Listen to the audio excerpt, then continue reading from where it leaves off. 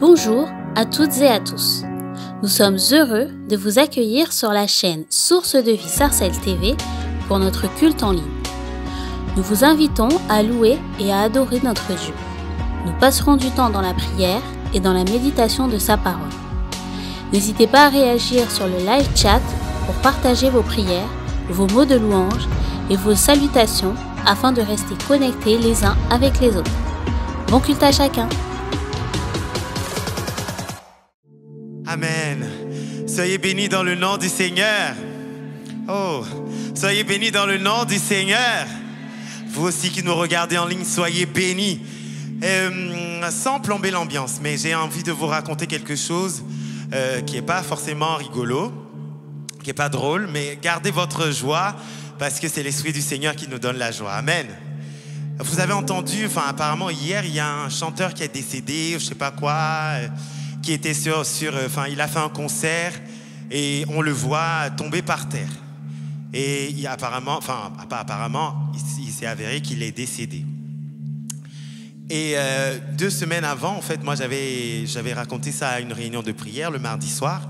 En fait, j'avais une sœur en Christ, donc avec qui j'avais servi le Seigneur au Sénégal. Et elle fait beaucoup de choses pour le Seigneur, elle avait de beaux projets et tout ça.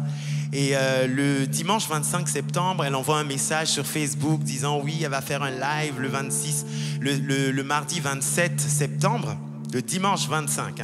Elle envoie un message pour dire oui, ne ratez pas l'événement, etc., etc. Et le lundi 26, j'apprends qu'elle est décédée. Oui, c'est choquant. Elle avait 32 ans. Et tout ça pour dire au fait, quand Dieu nous permet de vivre un jour, c'est la grâce, c'est une grâce qu'il nous fait. Donc quand tu quittes chez toi, que tu prends une douche, tu t'habilles, tu prends les transports pour venir ici, c'est pas pour être spectateur. C'est pour louer le Seigneur de tout ton cœur, de toute ton âme, de toute ta force. Je t'encourage à cultiver ta relation avec le Seigneur. La parole de Dieu dit dans Apocalypse 22, « Je reviens bientôt. Que celui qui pêche, pêche encore. Que celui qui se souille encore. Que celui qui se justifie encore. Que celui qui se sanctifie encore plus. » Je t'invite à vraiment amplifier, à développer, à cultiver, à approfondir ta relation avec le Seigneur. Amen. Oh, Amen. Est-ce qu'il y a des enfants de Dieu en ce lieu? Je t'invite à acclamer le Seigneur de tout ton cœur, de toute ton âme, de toute ta force. Oui, pousse des cris de joie. Tu es compté parmi les vivants ce matin. C'est un privilège, c'est un honneur, c'est une grâce. Et nous allons proclamer, acclamons le roi de toute la terre. Alléluia. Est-ce qu'on peut remercier le Seigneur? Merci Seigneur pour la vie. Merci pour la vie. Merci pour la vie que tu nous donnes. Merci pour la santé. Merci pour la respiration. Merci parce que nous pouvons venir en ce lieu pour te célébrer ensemble. Merci pour la liberté, Dieu Tout-Puissant. Merci, nous ne voulons pas, Seigneur mon Dieu, économiser nos forces ce matin. Nous ne voulons pas économiser nos acclamations. Nous ne voulons pas économiser notre voix. Nous ne voulons pas économiser nos mouvements, Seigneur. Mais nous voulons te glorifier de tout ce que nous avons, Seigneur. Nous voulons tout te donner ce matin. Alléluia.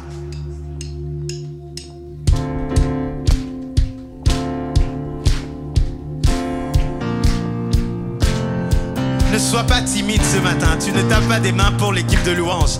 Mais c'est le roi des rois que tu célèbres. Hey! Oui, pousse un cri de joie. Ah, sois dans la joie ce matin. Hey! Oh, oh, oh, oh, oh. Est-ce qu'on peut le dire ensemble? Oh, oh, hey! Oh, oh.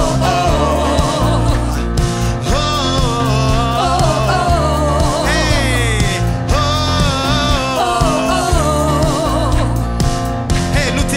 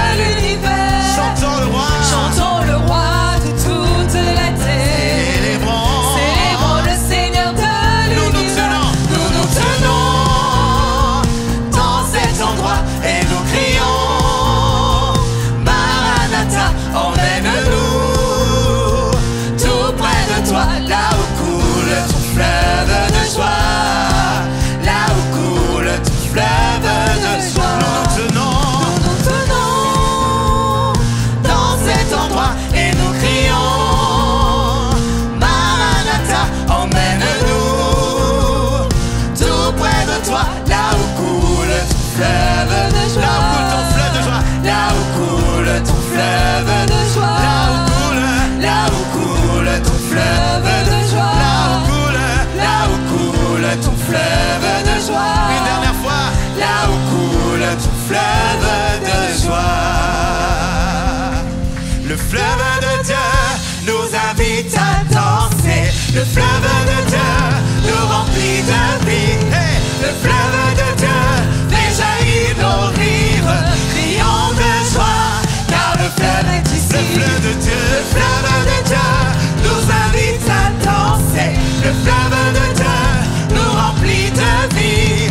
Le fleuve de Dieu fait jaillir nos rires, criant de joie, car le fleuve est ici.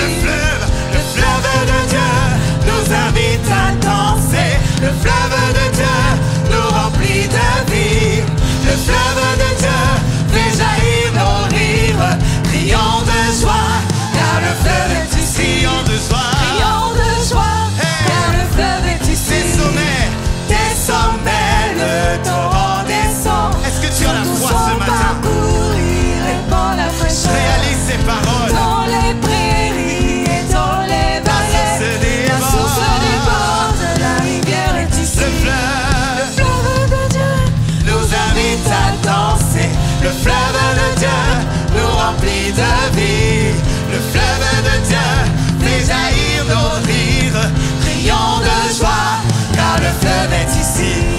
Le fleuve de Dieu Bouillonne de vie, ceux qui s'approchent sont restaurés. Ceux qui s'attardent le long des rives reviennent affamés, assoiffés du Seigneur. Le fleuve de Dieu nous invite à danser. Le fleuve de Dieu nous remplit de vie. Le fleuve de Dieu. Le fleuve de Dieu fait jaillir nos rires, criant de joie, car le fleuve est ici. à la montagne. À la montagne, nous retournons trouver la présence du Seigneur. Et sur les bords du torrent, nous courons, nous louons Jésus dans la danse élevé. Le fleuve Le fleuve de Dieu nous invite à danser. Hey! Le fleuve de Dieu nous remplit de vie. Le fleuve de Dieu fait jaillir nos criant rires. de joie. Criant de joie, car le fleuve est ici. Criant de joie. Criant de joie, car le fleuve est ici. Criant de joie. Criant de joie, car le fleuve est ici. Sautons de joie. Sautons de joie, car le fleuve est ici. Sautons de joie. Sautons de joie, car le fleuve est ici. Attendez, il faut pas faire semblant d'être. On dit sautons de joie, je vois. Sautons de joie. C'est ça, c'est ce que tu donnes pour ton Seigneur ce matin. On vient de dire tout à l'heure, adore le Seigneur de tout ton cœur, de tout ton âme. Vous pensez vraiment que quand l'arche de l'Alliance était en train de rentrer à Jérusalem, David était là. Je danse de joie. Merci Jésus. Merci Seigneur. Non, il était là, il sautait parce que la joie du Seigneur était là. La louange revenait à Jérusalem. La présence de Dieu était là. Quand la présence de Dieu est là, quand le fleuve est là. Attendez, attendez, Seigneur, aide-moi ce matin. Quand le fleuve bouillonne, là, vous pensez qu'il est calme? Non, ça fait des vagues, ça fait... C'est spectaculaire. Et je t'invite ce matin à être spectaculaire pour le Seigneur, pas pour les hommes.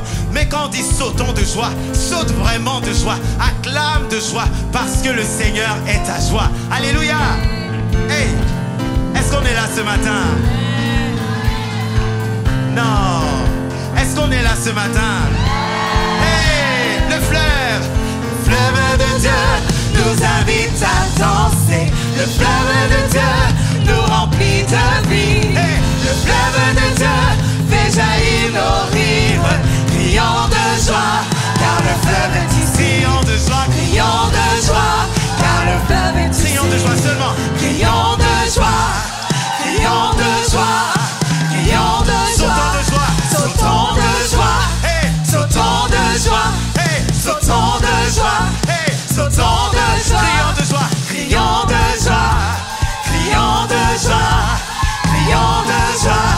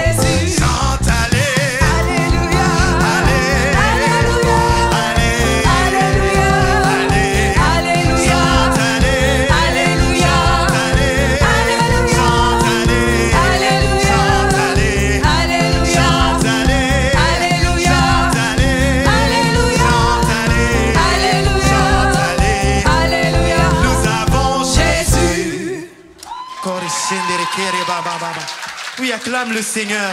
Loue-le ce matin. Lui seul est Dieu, bien avant tous les temps. Bien avant tout commencement, Jésus était présent. La parole de Dieu dit, au commencement était la parole.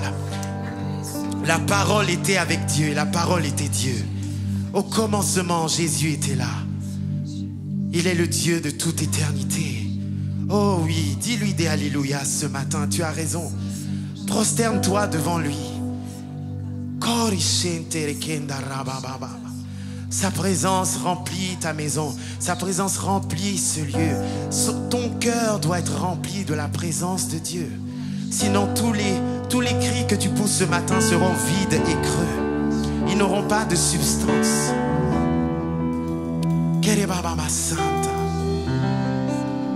Car toi seul est Dieu, bien avant tous les temps, assis sur le trône. Oui, toi seul est Dieu. Réalise ces paroles.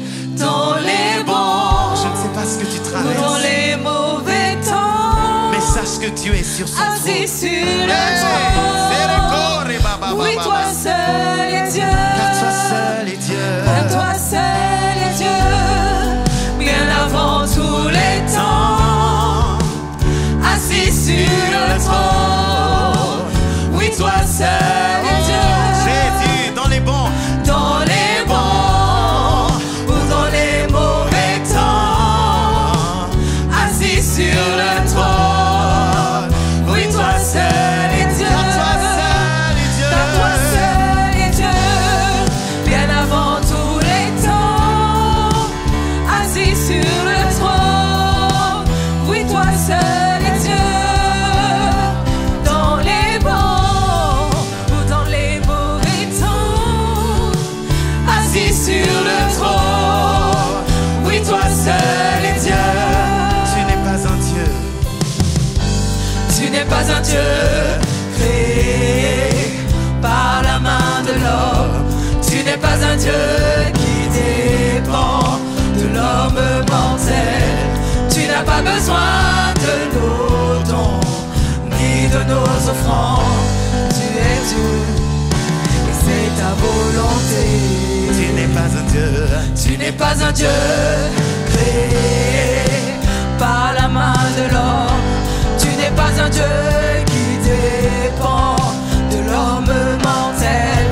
Tu n'as pas besoin de nos dons ni de nos offrandes. C'est ton plan et c'est ta volonté.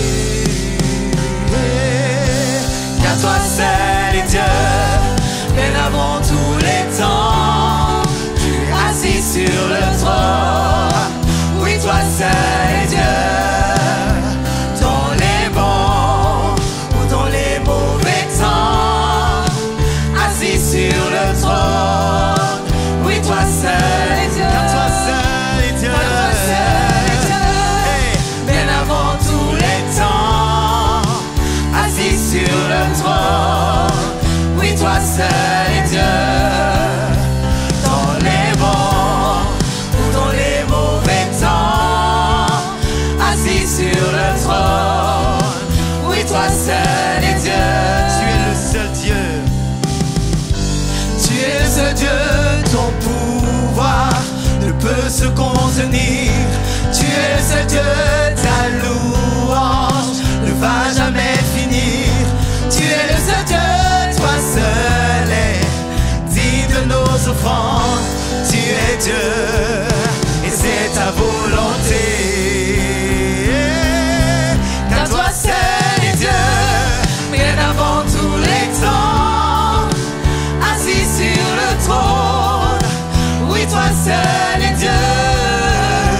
Dans les bons ou dans les mauvais temps, tu es assis sur le trône. Oui, toi seul est Dieu. Car toi seul est Dieu. Car toi seul est Dieu.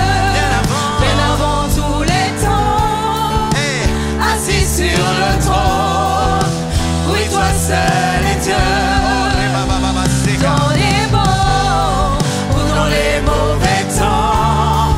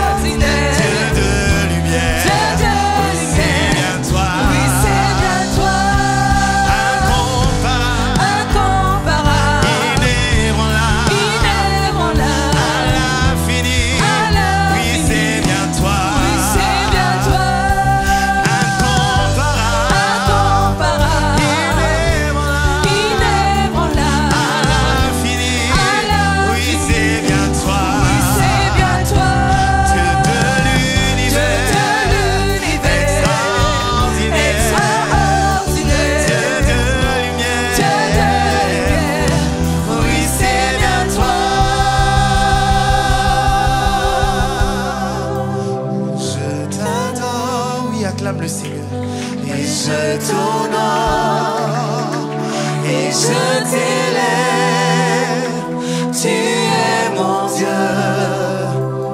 Oh, je t'adore et je t'honore et je t'élève, tu es mon Dieu. Je t'adore, oh, je t'adore et je t'honore et je t'élève, tu es mon Dieu, tu es mon Dieu, tu es mon Dieu, tu es mon Dieu, tu es mon Dieu, tu es mon Dieu, tu es mon Dieu, tu es ma force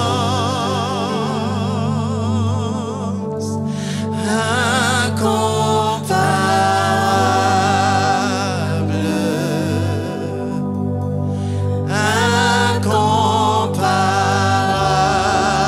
incomparable.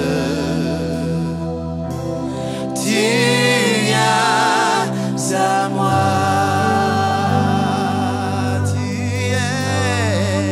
tu es ma force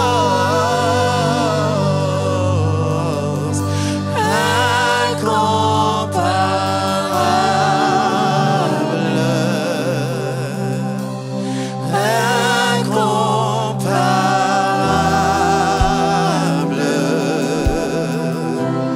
tu viens à moi,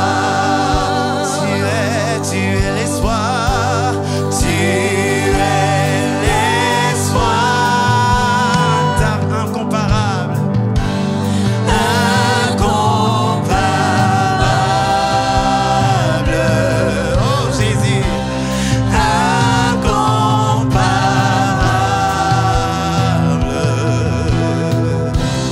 tu viens à moi, tu es l'espoir, tu es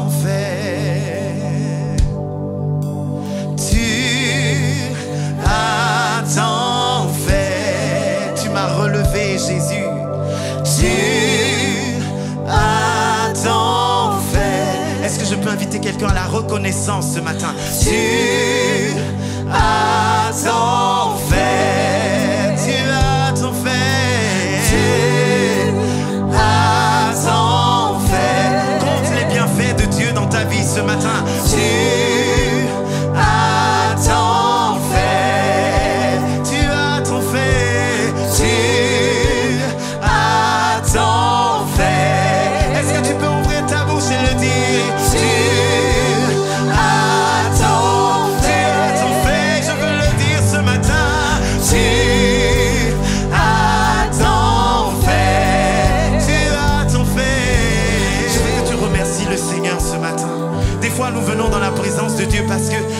j'ai besoin, je veux, il y a ceci, Seigneur.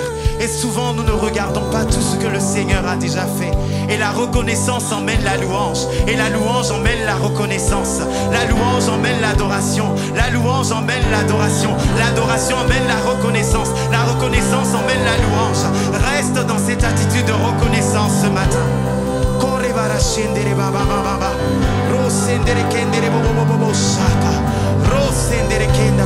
Seigneur, merci pour l'église, merci pour nos foyers, merci pour nos familles, merci pour nos vies, merci pour la foi, merci parce que tu agis dans nos vies, merci parce que tu nous donnes ce dont nous avons besoin. Tu as tant fait.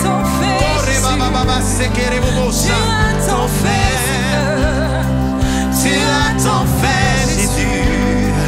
Tu as tant fait, Seigneur.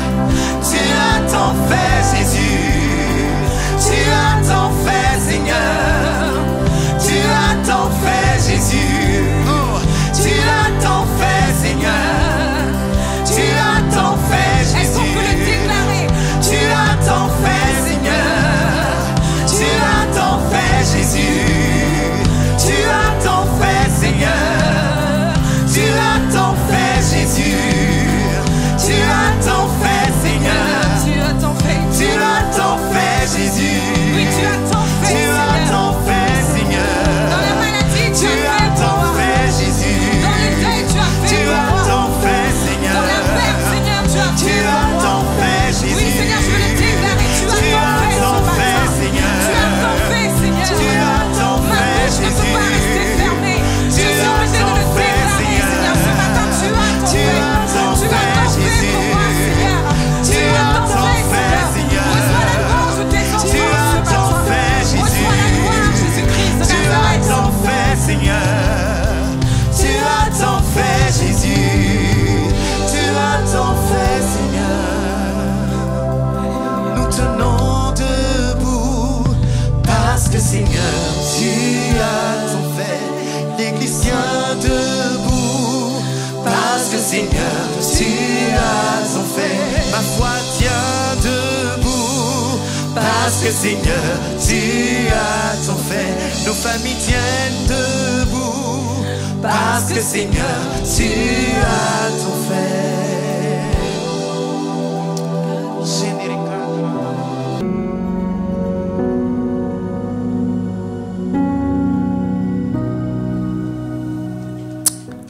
Amen.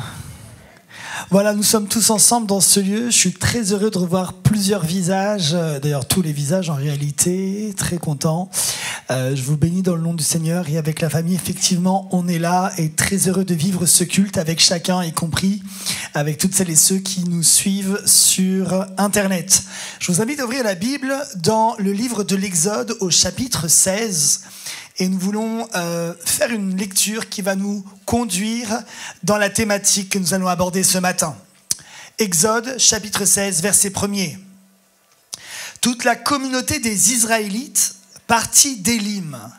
Ils arrivèrent au désert de Sin, qui est entre Élim et le Sinaï, le 15e jour du 2e mois, à compter de leur sortie d'Égypte. Alors toute la communauté des Israélites se mit à maugréer dans le désert contre Moïse et Aaron. Les Israélites leur dirent « Ah, si nous étions morts de la main du Seigneur en Égypte, quand nous étions assis près des marmites de viande, quand nous mangions de pain à satiété, c'est pour faire mourir de faim toute cette assemblée que vous nous avez fait sortir dans ce désert. » On va aller au verset 11 si vous voulez bien.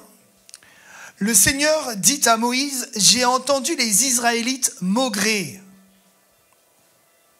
Dis-leur, à la tombée du soir, vous mangerez de la viande, et au matin, vous vous rassasirez de pain. Ainsi vous saurez que je suis le Seigneur votre Dieu. » Verset 13. Le soir, des cailles montèrent et couvrirent le camp, et au matin, il y eut autour du camp une couche de rosée. Quand cette couche de rosée se leva, le désert était recouvert de quelque chose de menu, de granuleux, quelque chose de menu comme le givre sur la terre. Les Israélites regardèrent et se dirent les uns aux autres, « Qu'est-ce que c'est ?» Car ils ne savaient pas ce que c'était. Moïse leur dit, « C'est le pain que le Seigneur vous donne à manger. voici ce que le Seigneur a ordonné, que chacun en recueille ce dont il a besoin, un homère par tête, selon le nombre de personnes à nourrir. Chacun en prendra pour ceux qui sont dans sa tente. Les Israélites firent ainsi, et ils en recueillirent les uns plus, les autres moins. On mesurait ensuite avec l'homère, celui qui en avait plus n'avait rien de trop, celui qui en avait moins n'en manquait pas. Chacun recueillait ce dont il avait besoin. Amen. Amen. Un texte qu'on peut recontextualiser ensemble. Nous sommes à l'époque où Israël, qui ne s'appelle pas encore le peuple d'Israël, a été conduit par Moïse en dehors d'Égypte. Et ils sont dans le désert et ils sont en train de faire alliance avec Dieu et d'être ce peuple d'Israël qui va être le peuple de l'alliance. Mais ils ne cessent tout au long de leur route de râler, de rouspéter et d'être mécontents. C'est vrai que c'est le propre de l'homme. Parfois, on l'attribue à certaines nations, nationalités, d'être plus râleurs que d'autres. Rien ne va jamais bien. Quand il fait beau, il fait trop chaud. Quand il fait froid, il pleut, on n'aime pas. Quand il fait entre deux températures, on aimerait qu'il fasse beau comme ailleurs. On n'est jamais vraiment très satisfait et on a toujours de quoi se plaindre. Et ce peuple se plaint. Pourtant, si nous lisons un peu plus en avant dans la Bible, c'est-à-dire en remontant dans le temps, on se rappelle que ce peuple était en Égypte et a souffert de l'esclavage pendant 400 ans.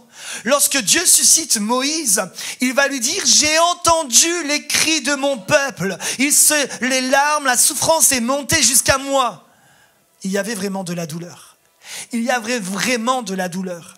Et lorsqu'on lit un peu l'histoire de Moïse, on voit que les choses vont se compliquer pour les Hébreux. On voit que, alors qu'ils doivent construire des briques, les choses se durcissent. Ils doivent maintenant aller cueillir eux-mêmes la paille. Ils doivent maintenant l'affiner. Ils doivent créer leurs propres briques.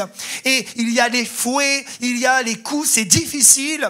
Et Dieu va susciter un libérateur et Moïse va conduire ce peuple dans le désert. Vous rappelez-vous pourquoi ? Laisse aller mon peuple pour adorer, pour servir. La raison pour laquelle les Hébreux ont été libérés, c'est pour aller adorer Dieu. Mais nous les retrouvons dans le désert en train de faire autre chose. Ils murmurent et se plaignent, ils maugrent, ils gémissent et ils ne sont pas contents. Laissez-moi vous dire ce matin, l'exacte expression opposée de la louange, c'est le murmure. Quand on est là à se plaindre, à gémir, à ne pas être content, à râler, à rouspéter, à geindre, on n'est pas en train de louer. Et ce peuple a été libéré pour aller louer, mais il se retrouve dans le désert à se plaindre. Et j'aimerais poser cette première question à chacun en réfléchissant, le peuple est libre, mais il ne cesse de se plaindre. Le peuple est libre, il ne cesse de se plaindre. Ne sommes-nous pas un peu comme ces Israélites? Ne sommes-nous pas un peu comme ces Hébreux? Lorsque l'on repense à nos conditions, le texte nous dit, c'était le 15e jour du 2e mois, donc 1 mois et 15 jours, qu'ils venaient d'être libres et qu'ils étaient dans le désert et ils étaient en train de se plaindre. Alors, je voudrais t'interpeller en 2022 et te dire, est-ce que c'est pas un petit peu comme cela que nous sommes? Nous demandons à Dieu pendant des années d'avoir des enfants. Nous disons, Seigneur, je t'en prie, regarde ta servante, regarde ton serviteur, on n'a pas d'enfants. Seigneur, accorde-nous des enfants. On va à la réunion de prière, on demande à Dieu. Et un beau jour, madame est enceinte et 9 mois plus tard, l'enfant naît. Et là, vous avez les gens qui font, Seigneur, il n'arrête pas de pleurer. Il est malade, j'arrive pas à dormir, il fait pas ses nuits, j'y arrive plus. Puis il grandit, il range pas, il fait pas à manger, il obéit pas. Mais Seigneur, ces enfants, quand est-ce que tu m'en délivreras? Bon, il y a peut-être pas des parents dans la salle qui parlent comme ça, peut-être que si. Mais on a demandé à Dieu, et puis quelques temps plus tard, quand Dieu nous a donné, on voit tous les inconvénients. Peut-être ici, des personnes ont demandé à un mari, un conjoint, une conjointe, une épouse. Et tu étais là seul et tu disais, jeûne après jeûne, réunion après réunion, Seigneur, accorde-moi de ne plus être dans la solitude, c'est une prison, c'est une souffrance. puis Dieu t'a accordé un conjoint. Et puis après un mois de mariage, tu es là à dire, mais Seigneur, mais quelle catastrophe. Mais c'est pas possible. Mais en fait, tu voulais me tuer, Seigneur, mais il fallait me le dire plus tôt.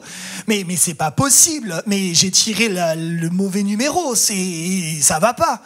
Et vous avez comme ça, mais des fois, à peine après un mois de mariage, les conjoints qui sont là déjà à expliquer comment leur mariage est un calvaire, une souffrance, une douleur. Et je vous raconte pas, parfois au bout d'1 an, 2 ans. Est-ce que parfois c'est pas comme ça avec le travail ? J'étais au chômage, à la maison, je faisais rien. Je disais, Seigneur, tu vois mon état, les autres travaillent, pas moi. Donne-moi un travail, Seigneur. Je te bénirai, je te donnerai ma dîme, je te donnerai mes offrandes. Mais Seigneur, je veux pas rester sans travail. Puis Dieu t'accorde un travail. Et après un mois de travail, t'es là, mais qu'est-ce que c'est dur. Faut se lever tôt le matin. Il y a des heures incroyables à faire, les collègues sont souvent malades, on a plus de charges, j'ai pas le temps de manger le midi, les transports c'est trop compliqué, mais je suis fatigué, Seigneur. Moi je voulais un travail où j'étais bien, mais là il y a trop de travail, j'en peux plus, je vais me faire un arrêt maladie, Seigneur, c'est quoi ce travail ? Est-ce qu'on n'est pas un peu comme ça à se plaindre quand Dieu nous accorde ce qu'on lui demande ? T'étais là, chez les uns, chez les autres, dans un hébergement, puis tu demandes à Seigneur, oh, donne-moi une petite maison, un petit appartement, un petit logement, à moi, où il y aurait mon nom. Puis Dieu te l'accorde, tu rentres dans la maison, puis là, ça se passe pas bien avec les voisins, ça se passe pas bien, t'as des impôts, t'as des travaux à faire, il y a une fuite d'eau, il y a l'assurance, et t'es là, oh Seigneur, mais c'est quoi cette maison, mais oh là là, j'ai besoin oh Seigneur, donne-moi une autre maison. Ça vous parle ou ça vous parle pas ce matin ? Vous êtes vivants ce matin ? Parfois, on demande au Seigneur, oh, j'en ai marre des transports. Oh Dieu, le RER, on va pas dire son numéro. Oh Dieu, oh là là là là, libère-moi. Je veux une voiture, Seigneur. Alors Dieu t'accorde une voiture et là, pénurie d'essence. Seigneur, je dois faire 1 heure de queue pour avoir du gasoil à 2,18 €, à 2,80 €. Seigneur, mais pourquoi tu m'as donné une voiture ? C'est pour me faire souffrir. Tout ce que Dieu nous donne peut devenir un sujet de plainte. Tout. Quand on regarde, parfois, j'ai déjà vu, on t'offre des fleurs et tu fais, c'est toi qui vas nettoyer après quand les pétales vont tomber par terre. On arrive à trouver des inconvénients pour tout. On peut se plaindre de l'église, on peut se plaindre de tellement de choses. Et finalement, on se rend compte qu'on n'est pas si loin des Israélites dans le désert qui ne cessent de plaindre et de maugréer et de gémir et de râler et de dire « Seigneur, il nous manque ceci, il nous manque cela ». Et alors, ils sont dans le désert et ils ne cessent de murmurer et leur expression est bien loin d'être la louange que Dieu attend de leur cœur. Le peuple est insatisfait, il est frustré. C'était mieux avant. Vous connaissez cette phrase, le c'était mieux avant ? Ah non, mais l'église aujourd'hui, je te raconte pas. Il y a 15 ans, c'était vraiment mieux. Ah, t'as pas connu, mais voilà. Puis regarde les jeunes. Ah, toi, t'as pas connu, mais oui. Puis avant le pasteur Intel, c'était vraiment mieux. Ah oui. Remarquez dans le texte, ils se plaignent contre Moïse et Aaron, et ils disent, mais on préférait être près des marmites. C'est-à-dire, ils disent littéralement, on était mieux avec Pharaon. J'étais mieux avant. Vous connaissez ces phrases qui disent, je suis venu dans l'église, je croyais trouver l'amour, la fraternité, je croyais trouver la vérité. Des hypocrites! Au moins dans le monde, tu sais qu'on veut du mal et on te fait du mal. Mais dans l'église, tu ne sais pas d'où ça vient. C'est mieux le monde. Mais quelle aberration.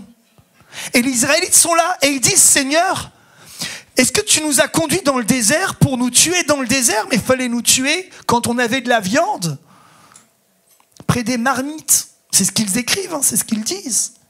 Et ils se plaignent des autorités. Moïse, il est là, il a trimé dans sa vie, le gars. C'est un leader qui vient chercher les Hébreux et il ose aller face aux autorités. Il emmène les Hébreux, il traverse la mer Rouge, ils vont dans le désert pour louer le Seigneur. Et là, au moment d'élever les mains, tout le monde fait « Mais Moïse, on n'a pas envie de louer Dieu, on a faim !»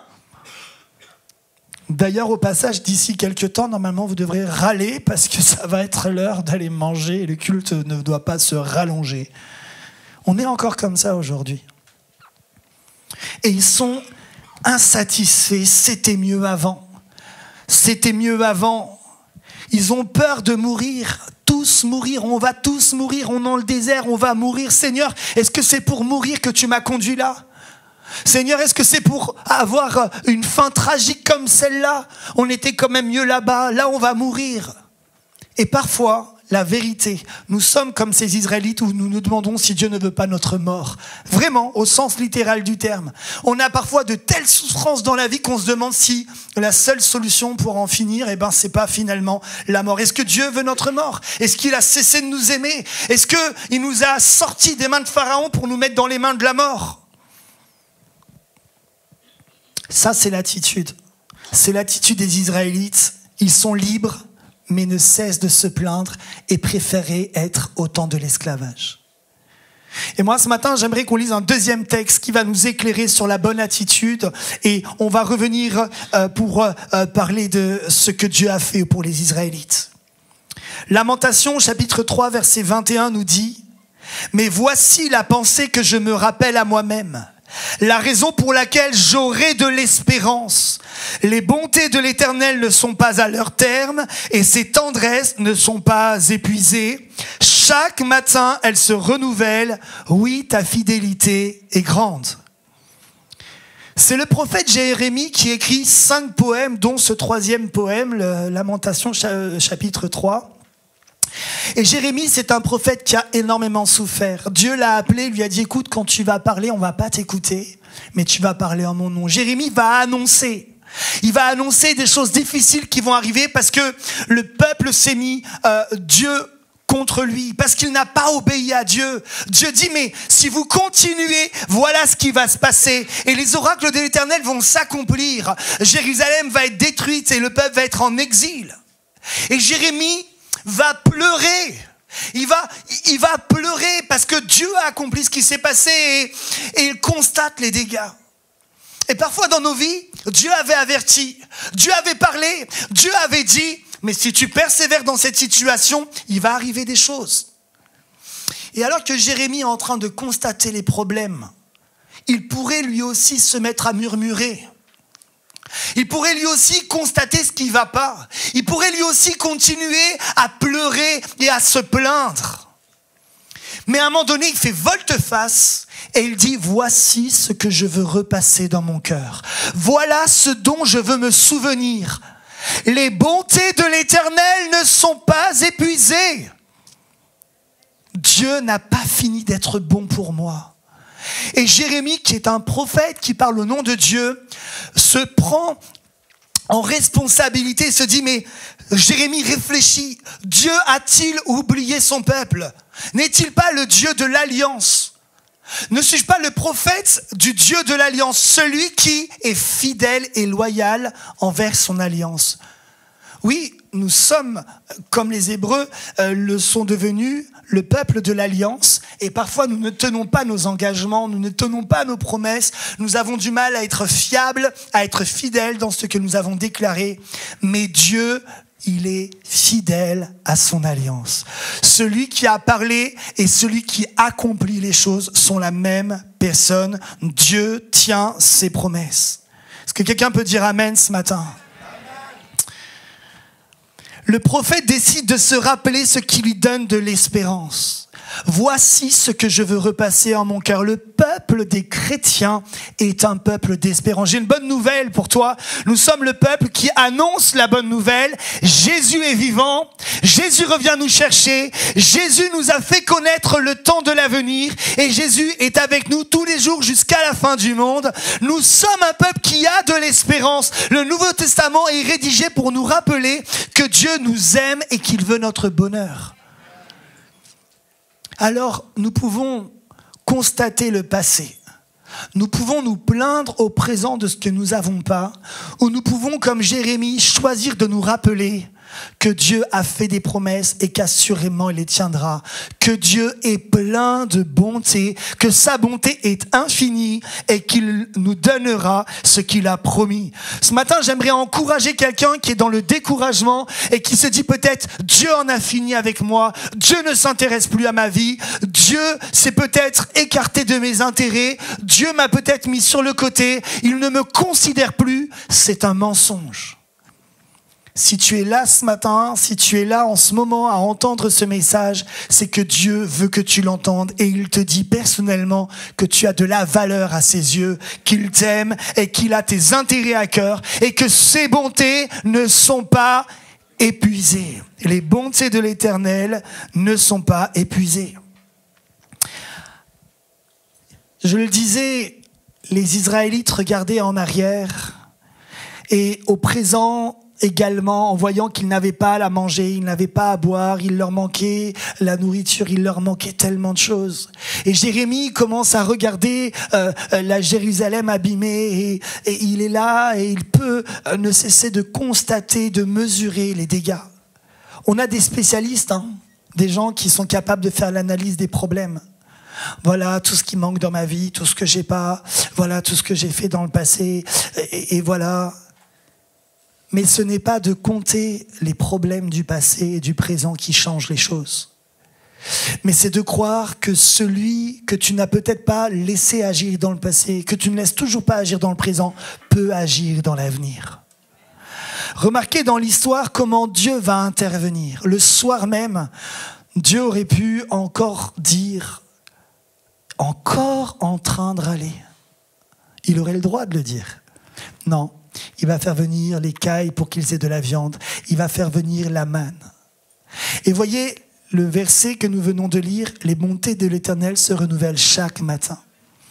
L'un des principes de la manne, c'est que chaque matin, quand le peuple d'Israël sortait de ses tentes pour aller au grand air, ils trouvaient sur le sol le pain que Dieu avait prévu pour eux.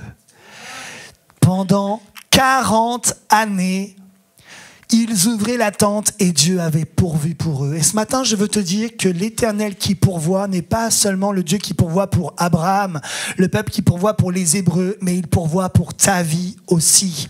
C'est pas ton inquiétude qui pourvoit pour toi, mais c'est Dieu dans sa grâce et dans sa bonté qui pourvoit à chacun de tes besoins. Mon Dieu pourvoira à tous vos besoins. Ça, c'est des petits amen. Alors, je me dis, soit c'est des petits amens parce que je vois qu'il y a beaucoup de jeunes et qui n'ont pas encore expérimenté que Dieu est bon. Soit vous êtes endormis, soit vous n'y croyez pas. Alors, je vais le redire. Mon Dieu pourvoira à tous vos besoins. Ah. Jérémie est là, il a vu le peuple exilé, mais il y a un enseignement très important dans les enseignements de Jérémie, c'est celui du reste. Il y a un reste. Il y a des personnes encore fidèles au Seigneur. Et parce qu'il y a un reste, parce qu'il y a encore des personnes qui sont attachées à Dieu, Dieu annonce l'espérance et l'avenir. Écoutez, ce passage très fort, très important. Moi, je connais les projets que j'ai conçus en votre faveur. C'est Jérémie qui parle dans le livre de Jérémie. De la part de l'Éternel. Moi, je connais les projets que j'ai conçus en votre faveur, déclare l'Éternel.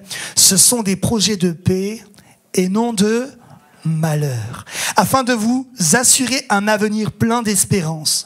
Alors vous m'invoquerez et vous viendrez m'adresser vos prières et je vous exaucerai. Vous vous tournerez vers moi et vous me trouverez lorsque vous vous tournerez vers moi de tout votre cœur. Je me laisserai trouvé par vous. L'Éternel le déclare, je ferai revenir les exilés de votre peuple et je vous rassemblerai du milieu de tous les peuples étrangers et de tous les lieux où je vous ai dispersés. L'Éternel le déclare pour vous ramener dans le pays où je vous ai déportés. Le Seigneur est celui qui rassemble ce qui a été dispersé. Celui qui ramène à la maison ce qui était parti de la maison. L'Éternel est celui qui console le cœur qui est attristé. Il est celui qui a une solution pour chacun et chacune de nos souffrances et de nos problèmes. Et ce matin, je veux te le dire, ce n'est pas des paroles positives que nous enseignons dans une église, mais c'est la vérité de la parole de Dieu que tu dois saisir et confesser de tout ton cœur. L'Éternel est bon et ses bontés ne sont pas épuisées. Ce matin, j'ai encore le droit à la faveur et à la bonté de Dieu. Ce n'est pas à cause de moi, mais à cause de lui que je peux croire qu'il a des projets de paix et non de malheur. Alors ce matin, je veux le confesser, je veux le déclarer. Jérémie le dit d'une manière particulière. Il dit, voici ce que je veux repasser en mon cœur. Ce n'est pas juste une bonne idée comme ça qui passe au travers de sa tête, mais c'est quelque chose qu'il expérimente et qu'il a expérimenté. Le Dieu qu'il sert est un Dieu qui renouvelle ses bontés chaque matin. Oui, chaque matin, la nuit cesse et le jour commence. Chaque matin apporte une nouvelle journée, une nouvelle occasion de vivre quelque chose, une nouvelle occasion de s'approcher de Dieu, une nouvelle occasion de faire tes preuves, une nouvelle occasion de changer les choses, une nouvelle occasion de vivre différemment. Chaque matin apporte une nouvelle provision pour la journée.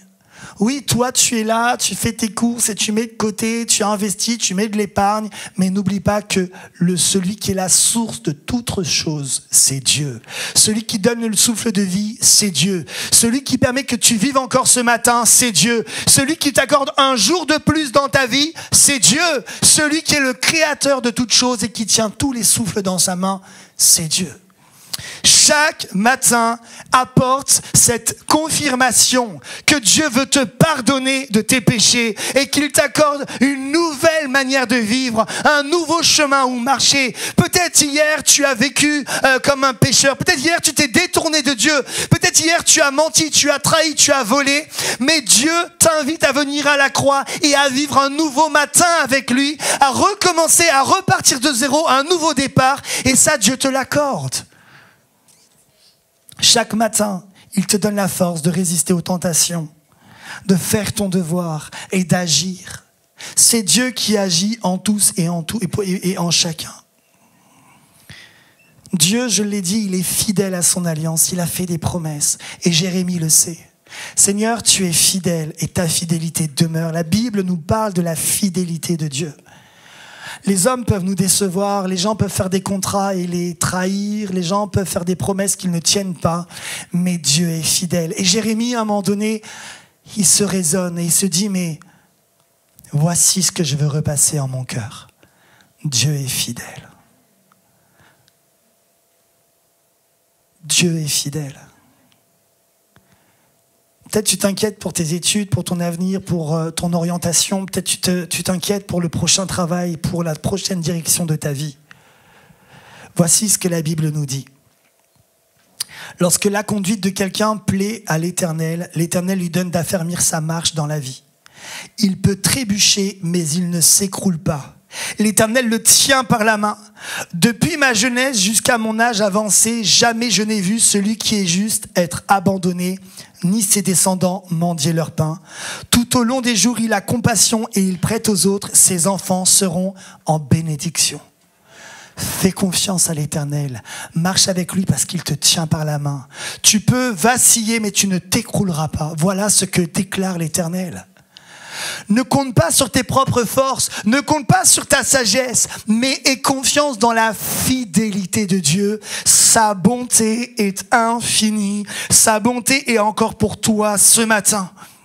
Alors que le psalmiste est en train de constater les dégâts sur la terre, et ils sont plusieurs à le faire, au psaume 27, il va déclarer « Oh, si je n'étais pas sûr de voir la bonté de l'Éternel sur la terre des vivants !» Espère en l'Éternel, fortifie-toi et que ton cœur s'affermisse. Espère en l'Éternel. Ce matin, c'est ce que je veux te dire. Pour avoir de l'espérance, repasse dans ton cœur les vérités. Dieu a des bontés qui se renouvellent chaque matin. Tu peux regarder comme les Israélites à ce qui ne va pas, ou tu peux choisir de regarder à Dieu qui a les solutions des problèmes. Pour répéter ce qu'on disait pendant le temps de louange, tu peux parler à Dieu de tes montagnes ou tu peux parler aux montagnes du Dieu qui agit pour toi. ce matin, je t'encourage à tourner tes yeux vers le ciel. Je vais inviter Abigail à venir au piano.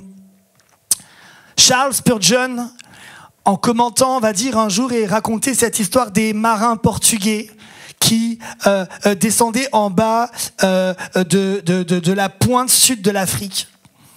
Et l'histoire nous dit que ces barques voguaient vers le sud et il y avait tellement de problèmes, c'était tellement nuageux qu'ils vont d'abord appeler ce cap le cap des tempêtes. Mais les marins les plus hardis, les plus courageux vont traverser les tempêtes et ils vont nommer ce cap le cap de bonne espérance. Ainsi, par l'aide divine qui nous a été apportée, bien des caps de tempêtes rugueuses se sont transformés en caps de bonne espérance. Oui, il y a des tempêtes que tu traverses dans ta vie qui semblent vraiment difficiles.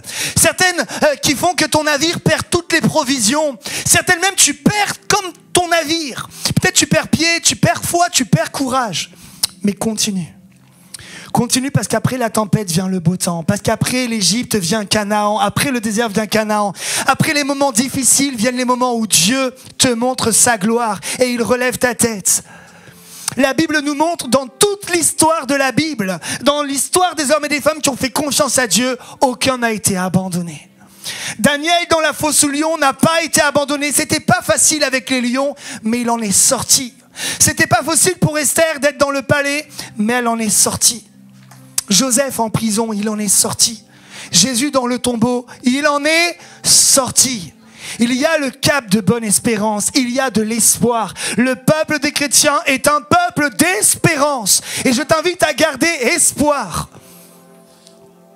L'espérance est une des choses qui demeure, nous dira l'Épître aux Corinthiens. J'en reviens à mes Israélites, qui sont dans le désert. Et la Bible nous racontera qu'il y a toute une génération qui ne verra pas les bontés de l'Éternel. Qui ne verra pas les bontés dans Canaan, je veux dire, parce qu'ils n'ont cesse de maugréer. Et je veux te dire qu'une des meilleures manières de ne pas voir la gloire de Dieu, de ne pas rentrer dans les promesses de Dieu, c'est de te plaindre, c'est de râler, c'est de rouspéter, c'est de refuser de voir la bonté de Dieu, c'est d'être tout le temps en train de gémir, de te mettre en colère et de t'en prendre tout le temps aux autorités et à Dieu. Mais la Bible nous dit qu'il y a en particulier deux hommes qui avaient un autre cœur, un autre esprit, Josué et Caleb. Eux, ils ont choisi d'aller en Canaan et ils ont vu ce que Dieu avait annoncé. Ils ont cru que Dieu voulait leur donner. Et 40 ans plus tard, ils rentrent dans Canaan et ils se saisissent des promesses de l'Éternel. Ils ont été dans le désert et ont souffert les mêmes souffrances qu'Israël. Ils ont souffert les mêmes problèmes, mais leur mentalité était différente. Leur cœur était différent. Ils avaient un cœur d'adorateur. Ils avaient un cœur de conquérant. Ils avaient un esprit qui disait, Seigneur, tu peux le faire. Certainement, tu le feras encore. Seigneur, ce que tu as fait hier, tu le feras aujourd'hui, tu le feras demain. Parce que le Dieu en qui j'ai mis ma confiance est vivant. Et ils l'ont transmis aux générations. Et nous, les aînés, nous avons le devoir de dire à notre jeunesse, Dieu ne m'a pas abandonné. Dieu ne m'a pas oublié. Plutôt que de me plaindre et que mes enfants me voient gémir et pleurer, à demander à Dieu, sauve-moi, libère-moi. Seigneur, je te fais confiance. Je veux enseigner à la jeunesse. Je veux dire à mes enfants combien Dieu ne m'a jamais abandonné. Il a toujours été fidèle. Et Jérémie le prophétise. Jérémie l'annonce. Oui, Dieu rassemblera ce qui a été dispersé. Alors, dès maintenant, je veux le louer pour ce qu'il n'a pas encore été fait, pour ce qu'il n'a pas encore fait. Seigneur, je te louerai parce que je sais que ce que tu as annoncé, tu le feras. Tu rassembleras ce qui a été dispersé. Je veux dire à des familles ce matin, peut-être qu'aujourd'hui vous êtes divisés, déchirés et aux quatre coins du pays ou de ce monde. Mais si Dieu a annoncé qu'il rassemblera la famille, il la rassemblera. Et tu peux déjà commencer à louer le Seigneur et dire comme Jérémie, à cause de ton nom, tu rassembleras ce qui a été dispersé. Maintenant, il y a une dernière chose que je veux dire qui nous empêche de goûter les promesses de Dieu et de voir sa bonté. Quand ma femme cuisine, que ce soit un plat, un dessert, une entrée, si je goûte cela, je vais vraiment aimer. Elle cuisine très bien et je vais vraiment aimer. Mais il peut arriver qu'avant d'arriver à table, j'ai mis quelque chose dans ma bouche de différent. Peut-être j'ai bu du jus de citron, peut-être j'ai pris un médicament. Vous savez, ces médicaments qui ont un goût affreux. Et là, tu t'assois à table et tu commences à manger, tu fais, mais ça a un goût immonde. Est-ce que c'est le plat qui n'est pas bon ou ta bouche qui était conditionnée d'une certaine manière? Rappelons-nous toutes les fois où nous n'avons pas aimé certaines choses. Je vous donne un exemple de mélange qui ne marche pas. Le matin, allez brosser vos dents et juste après avoir la laine fraîche, buvez du jus d'orange. Et dites-moi comment vous appréciez le jus d'orange quand vous avez la menthe dans la bouche et le dentifrice. La bière et le fromage, c'est une catastrophe, surtout le camembert. Il y a des mélanges, ça marche pas. Vous avez tous déjà testé ça, des choses qui dans la bouche, vous les mettez ensemble et ça fait quelque chose vraiment d'odieux. Voilà pourquoi parfois nous n'arrivons pas à accueillir les bontés de Dieu. C'est que nous avons l'amertume dans la bouche, nous avons la rancœur, nous avons la colère, nous avons les plaintes, nous avons toutes sortes de choses et nous les disons et ensuite croire que Dieu est bon. On a du mal à goûter à sa bonté. Ce matin, je t'invite à rincer ta bouche, à rincer ton cœur, à laver ton cœur.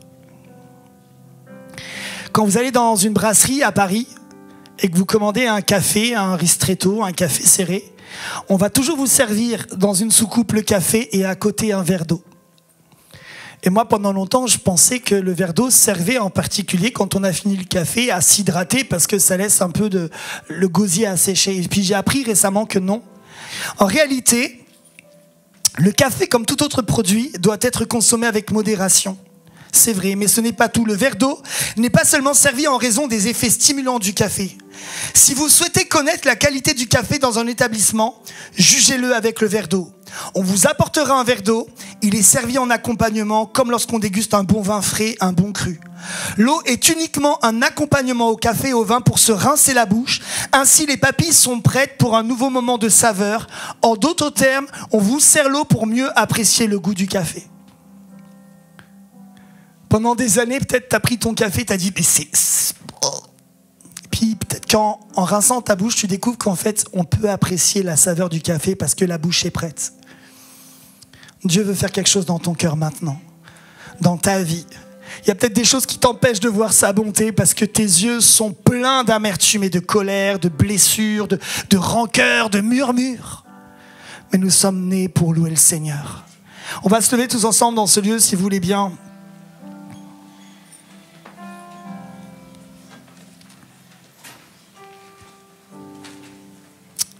Et on va prier. J'aimerais inviter tout le monde sur Internet, en présentiel, à élever sa voix maintenant vers le Seigneur et à dire peut-être, pardonne-moi pour mes murmures. Pardonne-moi de toujours être là à me plaindre de ce que tu m'as donné. Pardonne-moi, Seigneur, d'être quelqu'un qui râle et qui s'en prend aux autorités. Et ce matin, je veux, comme Jérémie, prendre une décision. Je veux que dans mon cœur soient repassées les bontés de l'Éternel. Je veux me rappeler ta fidélité. Je veux me rappeler ta loyauté vis-à-vis de l'alliance. Je veux me rappeler que tu es bon. Je veux me rappeler que tu m'aimes. Je veux me rappeler que ta parole est bonne pour moi. Je veux me rappeler l'œuvre de la croix. Je veux me rappeler que Jésus-Christ est mort et ressuscité pour moi. Je veux me rappeler que tu m'aimes et que tu as des projets d'avenir pour moi. Est-ce qu'on peut tous élever notre voix dans ce lieu? Jeunes et moins jeunes, est-ce qu'on peut élever notre voix maintenant, alors que l'équipe de louange nous rejoint? Élevons nos voix ce matin. Je t'encourage fortement. Élève ta voix.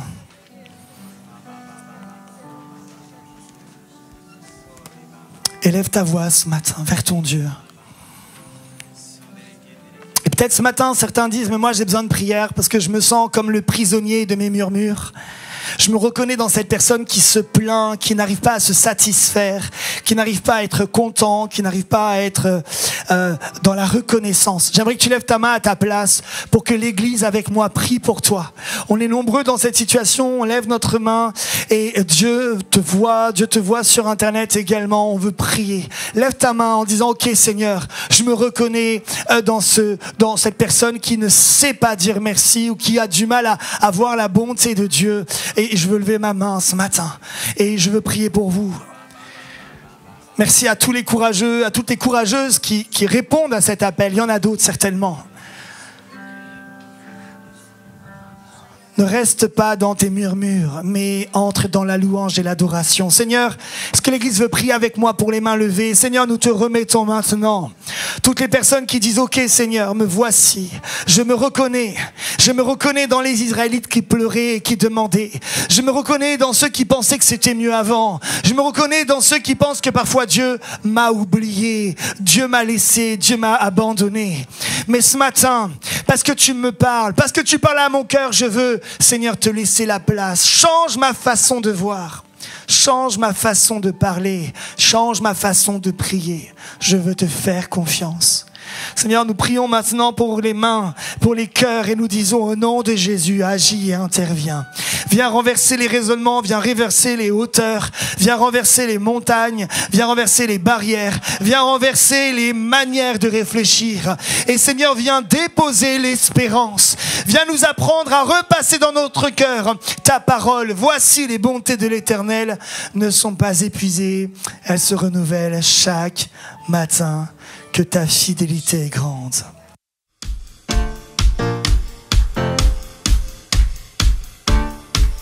Amen. N'attends pas des instructions pour louer le Seigneur.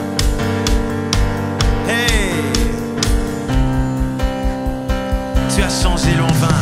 Tu as changé l'eau en vin, ouvert les yeux par ta main, nul n'est comme toi.